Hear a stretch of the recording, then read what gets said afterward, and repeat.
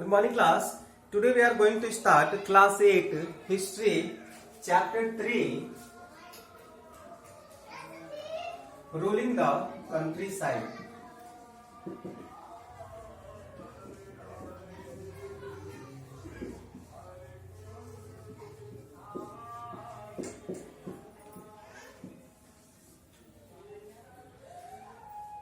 इस चैप्टर में हम पढ़ेंगे कि किस तरह से कंट्री साइड में ब्रिटिशर्स ने रूल किया और इस चैप्टर में हम देखेंगे कि किस तरह से इंडिगो का डिमांड जो है इंटरनेशनल मार्केट में था और किस तरह से हमारे यहाँ के जो फार्मर्स थे इनको जो है फोर्स किया गया to grow indigo rather than rice and wheat, और किस तरह से यहाँ पे जो फार्मर्स है इन्होंने प्रोटेस्ट किया और किस तरह से कंपनी जो है रेवेन्यू या फिर कंपनी की रेवेन्यू, ये सारी की सारी बातें जो है हम इस टॉपिक्स में पढ़ेंगे।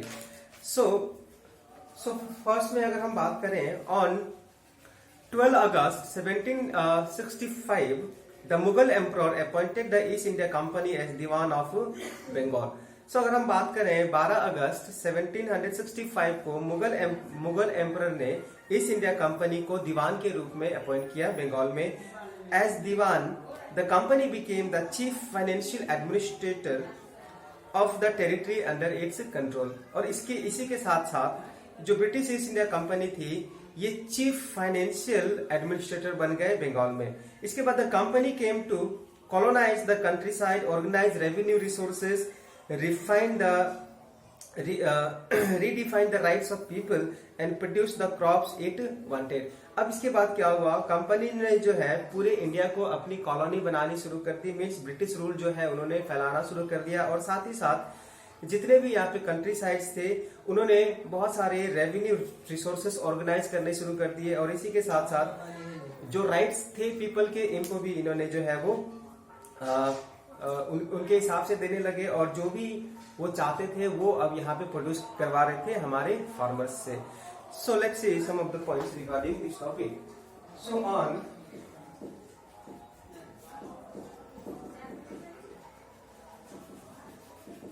12 अगस्त 1765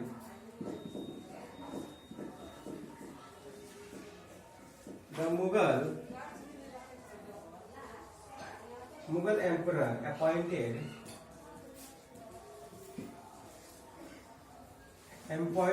the East India Company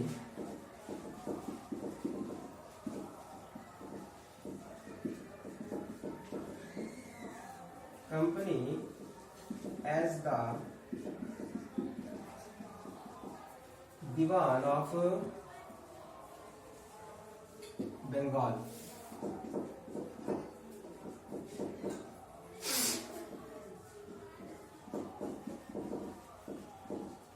As Diwan, the company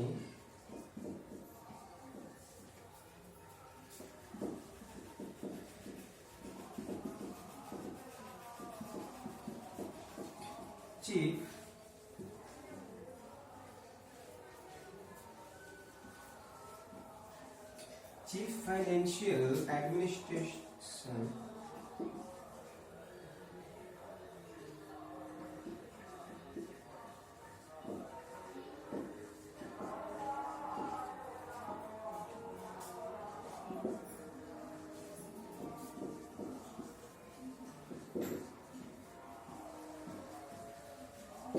under this control।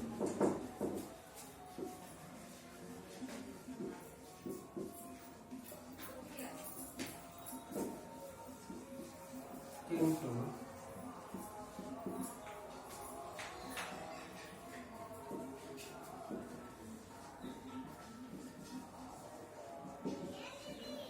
countryside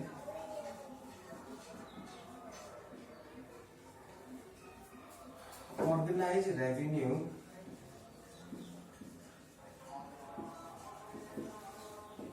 resources, redefine the rights of people।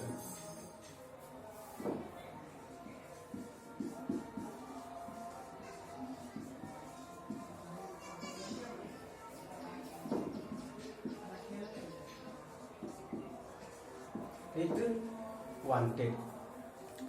So class, let's move to our first topic, revenue for the country.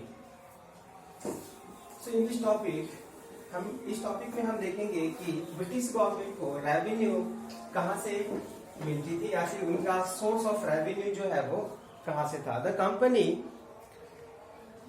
Can become the diwan but still saw itself primarily as a trader.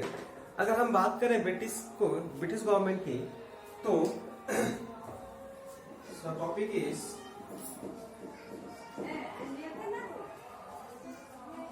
Revenue for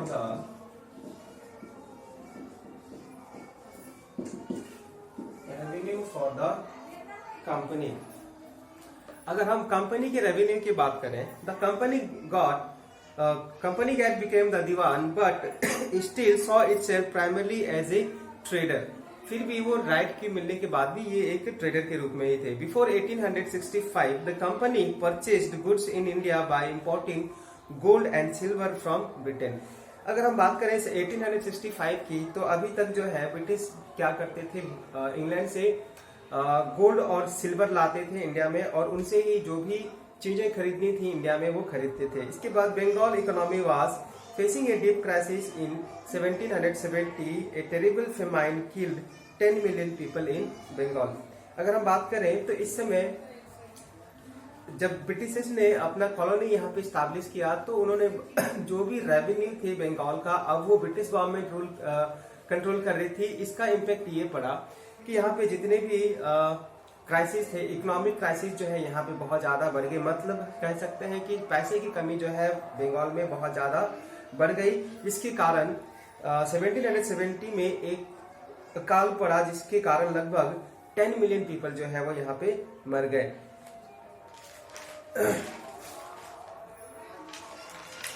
So let's see some of the points regarding this topic.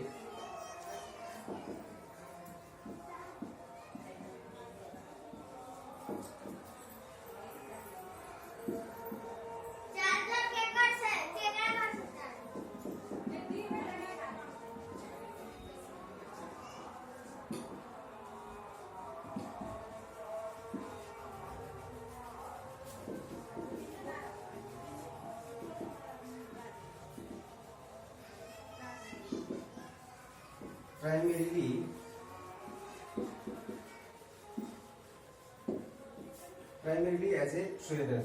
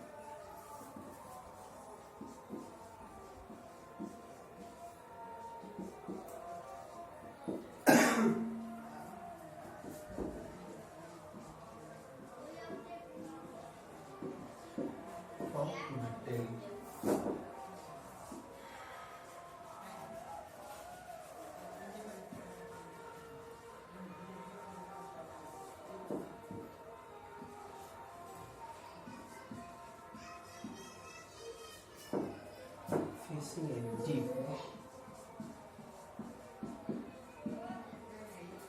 deep crisis in London.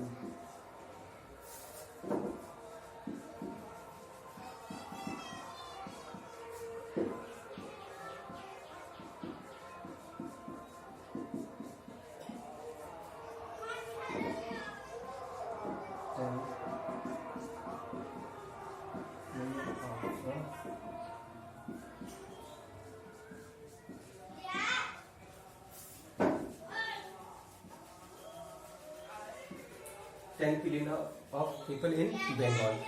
So let's move to our next topic, the need to improve agriculture. So class, अगर हम बात करें agriculture की, तो यहाँ पे क्या importance थे एग्रीकल्चर का, और ये why there is a need of improvement in agriculture. सो देखते हैं, the company introduce permanent settlement in 1793। तो ब्रिटिश गवर्नमेंट ने यहाँ पे बंगाल में परमानेंट सेटलमेंट जो है वो स्टार्ट की in the year 1793। The rajas and talukdars were recognise as the zamindar. Permanent settlement को इस्टेब्लिश करने के बाद जितने भी यहाँ पे राजास थे और तालुकदार थे, इनको यहाँ पे उन्होंने एज ए जमींदार अपॉइंट किया।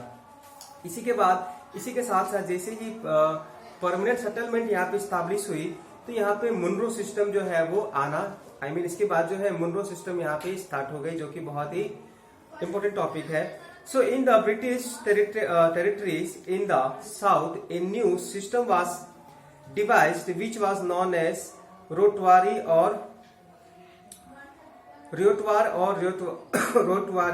system. So Rotwari was introduced by Captain Alexander Reed and developed by Thomas Munro. तो इन्होंने क्या किया, ये जो रोटवार और रोटवारी सिस्टम जो है, इसको जो है कैप्टन अलेक्जेंडर रीड ने स्टार्ट किया था, जिसको थॉमस मुनरो ने एक्सेप्ट किया, या फिर हम कह सकते हैं इसको मुनरो सिस्टम के रूप से भी हम देख सकते हैं। इसके बाद अगर हम नेक्स्ट टॉपिक की बात करते हैं, तो डिमांड फॉर इंडिगो। अगर हम कहें तो बंगाल में इंडिगो का डिमांड जो है बहुत ज्यादा बढ़ गया था, और यहाँ पे ब्रिटिशर्स ने जो है यहाँ के पीजेंट्स को, फार्मर्स को फोर्स कर रहे थे कि वो जो है इंडिगो का खेती जो है बहुत ज्यादा करें। So demand for Indian Indigo. So class अगर हम बात करें तो इंडिगो का उस समय बहुत ज्यादा डिमांड था, क्योंकि इंडियन इंडिगो जो है उसका जो ब्लू कलर है वो बहुत ही खास था, जिसका बहुत ज्यादा डिमांड था यूरोपियन मार्केट्स में। तो ब्रिटिशर्स चाहते थे कि इंडियन इंडिगो जो है वो बहुत ज्यादा यहाँ से वो एक्सपोर्ट करें, और इससे उनको बहुत ज्यादा प्रॉफिट हो रही थी।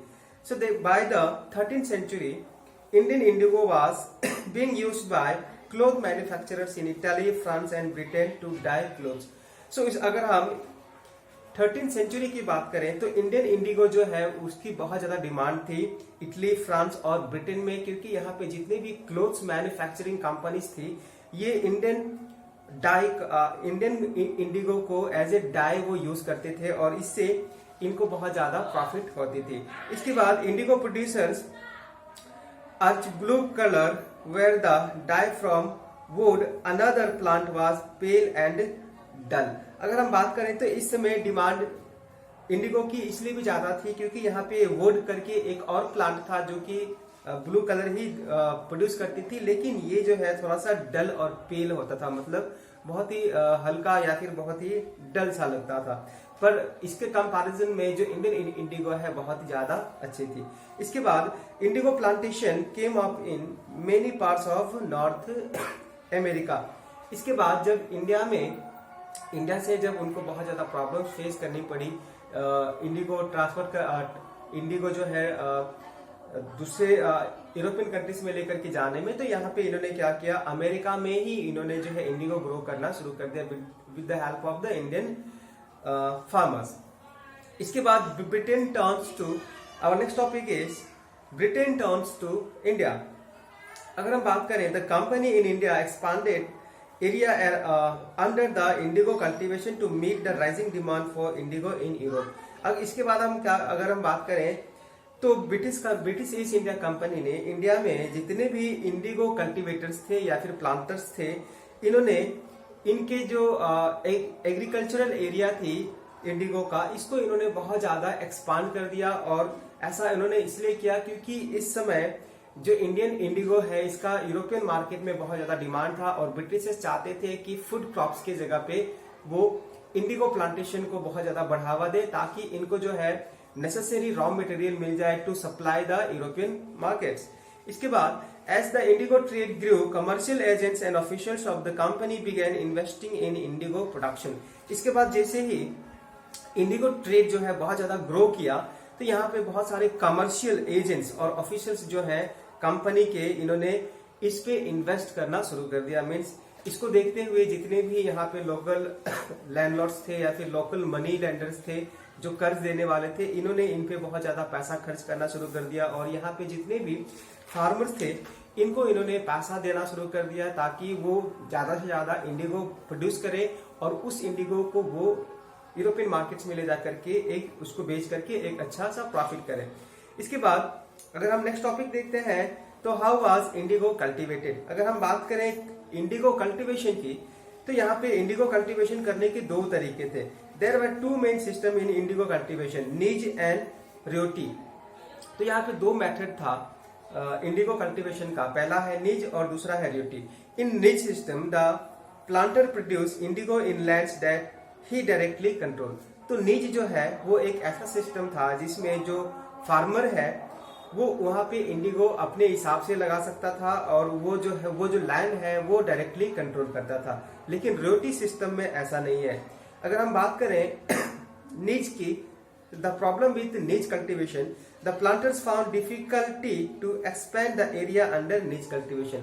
अगर हम नीज कल्टीवेशन की बात करें तो यहाँ पे जितने भी फार्मर्स थे इनको प्रॉब्लम्स हो रही थी कि उनका जो एरिया है, जो लैंड है इंडिगो कल्टीवेशन का, इसको वो किस तरह से बढ़ाएं। उसके बाद nij cultivation on a large scale required many plough and bullocks, investing on purchase and maintenance of plough was a big problem. अब इसके बाद नीज में प्रॉब्लम ये आई कि यहाँ पे जितने भी नीज कल्टीवेटर्स थे इनको जो है एक लार्ज स्केल में उनको जो है प्लांटेशन करना पड़ता था। इसके लिए इनको बहुत ज्यादा हल प्लाव की जरूरत पड़ती थी और साथ ही साथ यहाँ पे बहुत सारे बैलों को भी बैल लगते थे ताकि खेतों की जुताई करे। और इसी के साथ साथ इनको जो है बहुत ज्यादा पैसा खर्च करना पड़ता था to maintain the plough and the maintain the plough means bullock cars, bulls and ploughs, इन सबको मेंटेन करने में इनको बहुत ज्यादा प्रॉब्लम्स हो रही थी और बहुत ज्यादा खर्च भी इन पे बैठ रहे थे। तो ये सारे प्रॉब्लम है किसके, नीज सिस्टम के। अब हम देखते हैं कि रियोटी सिस्टम में क्या फर्क था। Indigo on the land of ryoti. अब देखिए the ryoti system, the planters force to ryotis to sign a contract on agreement, जिसको सट्टा भी उस समय कहते थे। तो यहाँ पे रियोटी सिस्टम में जितने भी फार्मर्स थे इनको इनसे जो है एक कॉन्ट्रैक्ट साइन करवाया जाता था जिसके तहत उनको जो है एक पर्टिकुलर समय में इनको जो है इंडिगो प्रोड्यूस करके ग्रो करके ब्रिटिश गवर्नमेंट को देनी पड़ती थी। Those who signed the contract got cash advance from planters at low rates of interest to produce indigo. इसके बाद जितने भी रियोटिस ने कॉन्ट्रैक्ट साइन किया होता था इनको जो है एडवांस में पैसे मिलते थे इंडिगो ग्रो करने के लिए। और इसके बाद इंडिगो ग्रो करने के बाद लो रेट ऑफ इंटरेस्ट में इनको जो है इंडिगो बेचनी पड़ती थी ब्रिटिश गवर्नमेंट को। लेकिन इसके बाद the peasants got very low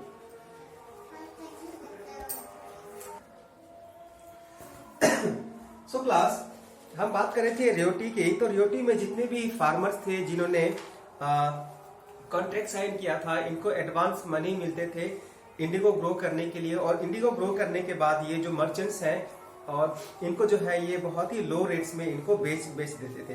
the peasants got very low price for the Indigo they produce and the cycle of loans never ended. इसके बाद जब इंडिगो ग्रो हो जाती थी तो ये जो है इनको इन मर्चेंट्स को इंडिगो बेचते थे जिनके बदले में इनको बहुत ही कम पैसा मिलता था। और जो लोन इनको मिला गया था कॉन्ट्रैक्ट के समय वो जो लोन है इनका कभी भी खत्म नहीं होता था। और इस तरह से ये जो फार्मर्स थे वो मजबूरन जो है बहुत ज्यादा इंडिगो ग्रो करते थे और इनको बेचते थे क्योंकि उन्होंने एक कॉन्ट्रैक्ट साइन किया था। After an indigo harvest the land could not be sown with rice which the peasants preferred. अब इसके बाद से जब उन्होंने जितने भी रियोटीज थे इनको ये भी राइट नहीं होती थी कि इंडिगो के हार्वेस्ट के बाद वो वहां पे राइस लगाए, क्योंकि उन्होंने जो कॉन्ट्रैक्ट साइन किया था इसके हिसाब से सिर्फ वहां पे इंडिगो ही आप लगा सकते हैं और दूसरा क्रॉप यहाँ पे आप नहीं लगा सकते हैं। तो इसी तरह से बहुत सारे प्रॉब्लम जो है हमारे इंडिगो प्लांटर्स को फेस करनी पड़ी थी। इसके बाद अगर हम बात करें the blue rebellion and after की, तो इसमें हम देखेंगे in March 1859 thousands of ryotis in Bengal refuse to grow indigo. जब ये सिस्टम चल रहा था नीज और रियोटी का तो इससे बहुत सारे फार्मर्स को प्रॉब्लम हुई और फार्मर्स ने मिल करके एक बहुत बड़ा आंदोलन जो है इंडिगो के खिलाफ इन्होंने स्टार्ट कर दी। सो इन March 1859 thousands of rioties in Bengal refused to grow indigo। 1859 में बहुत सारे जो इंडिगो प्लांटर्स थे इन्होंने जो है अब इंडिगो ग्रो करने से मना कर दिया और इन्होंने एक रिवोल्ट स्टार्ट कर दी। इसके बाद as the rebellion spread, ryots refuse to pay rent to planters and attack indigo factories. अब इसके बाद जैसे ही ये विद्रोह बढ़ा, इसके बाद जितने भी रियोटीज थे इन्होंने जितना भी रेंट बचा था या फिर उनके जो भी बकाया बचे हुए थे इनको देने से इन्होंने मना कर दिया और साथ ही साथ यहाँ पे जितने भी इंडिगो फैक्ट्रीज थे इन पे इन्होंने अटैक भी कर दी। मीन्स इन्होंने सारे इंडिगो फैक्ट्रीज को इन्होंने डिस्ट्रॉय भी कर दिया। रियोट्स सो दे would no longer take advance of so indigo nor be built by the planters लिथिकल्स। अब इसके बाद रियोटर्स ने ये भी कोशिश की कि जितने भी इंडिगो फैक्ट्रीज है या फिर इंडिगो शोल है इन सबको इन्होंने बंद कर दिया और कहीं से भी इन्होंने अब इंडिगो को कहीं से भी इन्होंने इंडिगो को जो है ग्रो करने की बात नहीं कही और जितने भी लोगों से इन्होंने लोन्स लिए थे या फिर जितने भी कॉन्ट्रैक्ट साइन किए गए थे इन सबको इन्होंने ब्रेक कर दिया। The government set up the indigo commission to inquiry into the system of indigo production.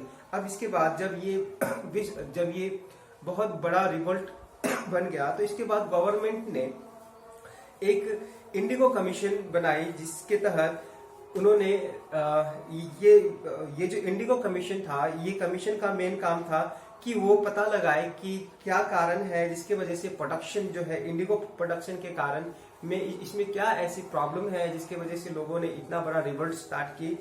इन सबको लुक आफ्टर करने के लिए गवर्नमेंट ने यहाँ पे इंडिगो कमीशन लगाया था। इसके बाद it declared that indigo cultivation was not profitable for ryots, hence they could refuse to produce indigo in future.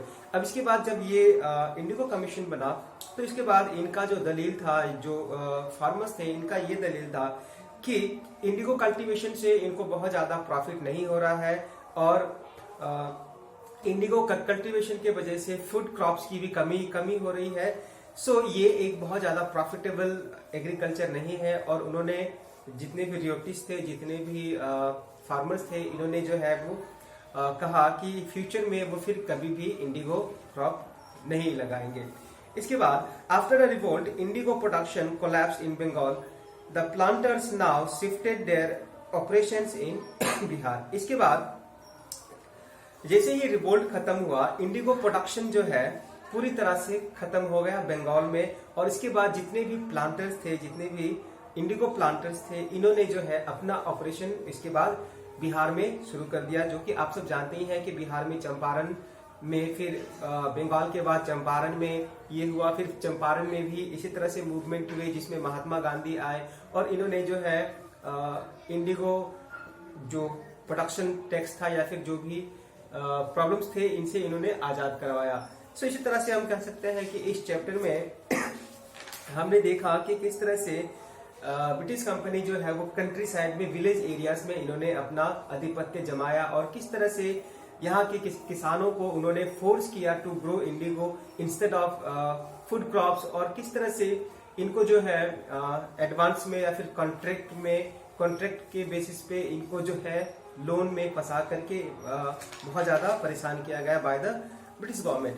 So class, this were the some main points regarding your book, and I hope all of you have understood this chapter very well, and all students are asked to complete their notebooks and complete their exercise. Thank you.